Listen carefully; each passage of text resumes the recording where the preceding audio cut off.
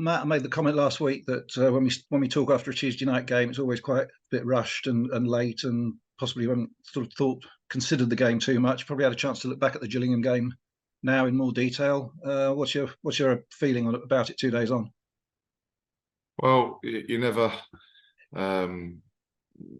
know when you obviously instantly talk to you after games exactly whether you're right or wrong, your overall perception of the game. But I think the majority of the time that you are, or I am, in what I feel at the time is not all the time, but I'd say probably 75-80% of the time is probably where I'm at.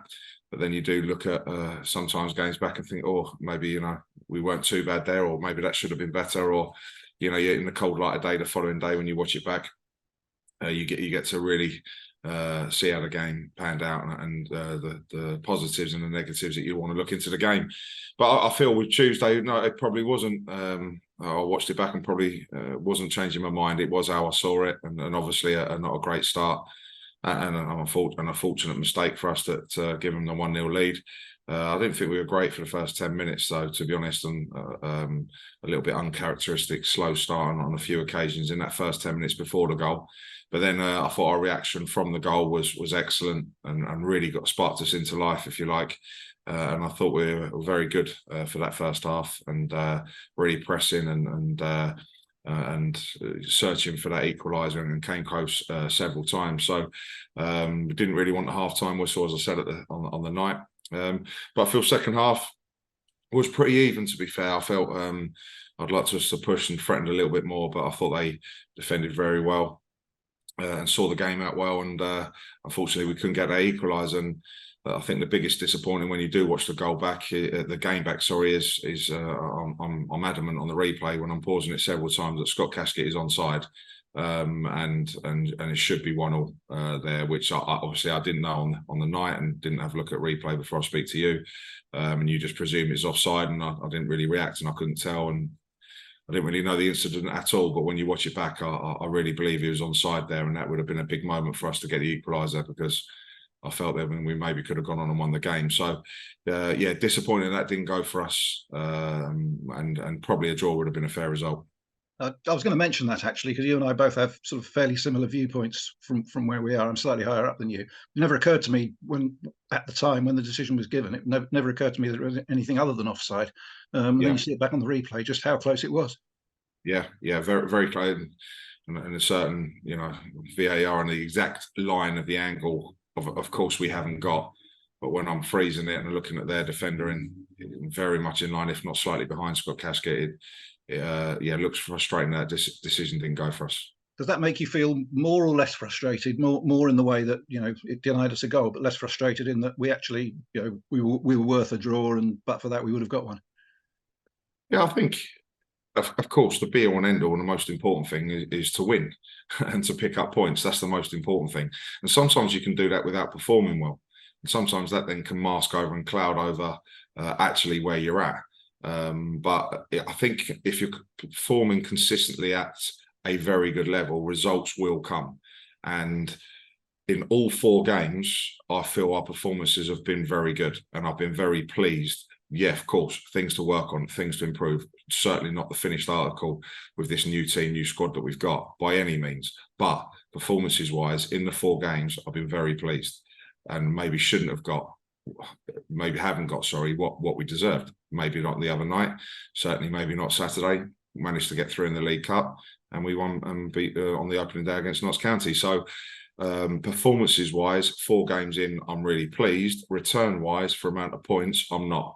But over the course of the season, if we can manage to keep building on those performances and keep making those better, I know even more points will start coming on the board, and it will even itself out and be a reflection of where we are as a team in the division. And who knows where that's going to be at the moment.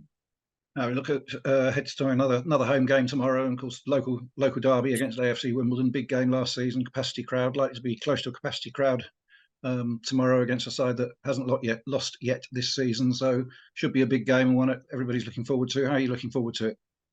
Yeah, one, because it's our next game, and we're desperate to be back at home in front of a big crowd, as you say. I think virtually a sellout. I'm sure the last few tickets will go, so I'm expecting a sellout crowd tomorrow. and big away following. Our local rivals just up the road, our local neighbours, and a lot of connections between the two clubs. Some good games against them last year, 2 in the league and 1 in the Papa John's, and I'm sure it'll be an excellent atmosphere. They've made some good signings, a good side. They've got some good players, and they've had a good start to the season, just with the results alone. So, no, we're expecting another really tough game as always, but certainly a game we're looking forward to, and really in front of that home crowd, looking to be on the front foot very early on. I guess both sides had a bit of a similar summer, so quite a lot of changes in both camps. Both sides probably still getting used, as you said earlier, getting completely used to the new setup. So it should be well set up. Yeah, and certainly, I can't speak too much for them, obviously, with their signings and where they feel they're at. They'll certainly be pleased with the results they've had so far. But in terms of me, I'm really pleased with where we're at in terms of our recruitment and our team spirit, and how well the new lads have bedded into the ones who have been with me for several years before. So I'm absolutely delighted with that. Maybe 1 or 2 more to come in within less than 2 weeks now before the deadline shuts. But like I said, I'm really pleased with our performances and where we're at. But still looking to improve and work on those type of things. That, along with maybe bringing 1 or 2 more in, as well as where I feel maybe a few of our current players have not had the pre-seasons they or we would have liked, for nobody's fault, and probably not. Well, certainly a lot of our members of our squad are, but quite a handful of ones who are not fully up to speed where we'd want them. So you put all those combinations together with players getting a bit fitter, who need to, maybe 1 or 2 coming in, and then keep working on what we are as this new team, then that always bodes well on top of the good performances that we put in, ready for the season ahead. And now looking at sort of the personnel front, we've been without a few through injury in the first couple of weeks of the season. How are we looking on that front? Are they all still likely to be missing tomorrow? Well, Steve Arnold has gone for a scan today, so we'll just wait to hear what's going on with that hip injury. So we'll find out some more news, I'd imagine, over the weekend, early part of the week, next week, to find out exactly the extent of what's going on there. Ryan Jackson's had a 4 weeks training, and almost certainly will be available for selection. Sam Hart's back running again as well, so he's not far away, and so's Aidan O'Brien. So we're getting there, if you like. We're getting there, but we'll see where those. Steve Arnold definitely not involved, but we'll see where those 3 are at leading into tomorrow's game. And obviously, without Harry Smith at the moment, second of his three match ban tomorrow. Obviously, an integral part of the side. When you're missing him, how difficult is it do you have to sort of think about changing the way you play at all when you haven't got your 6'5" centre forward out there? Yeah, a little bit, tweaks here and there, not drastic changes, of course, but certain tweaks at certain aspects and situations in the game. Yeah, you do when. You sign such a important player for us, and someone who's gone and scored 2 in 2 in his first 2 games, and has been a big presence and player for us at the top end of the pitch. And it was a huge blow to go and lose him for these 3 games, as well as for the 80 minutes up at Barrow. So it is very disappointing to, in effect, lose him for 4 games. So he's a big player for us moving forward this season. So to take any big player away from any squad for 4 games in a row is going to affect any team.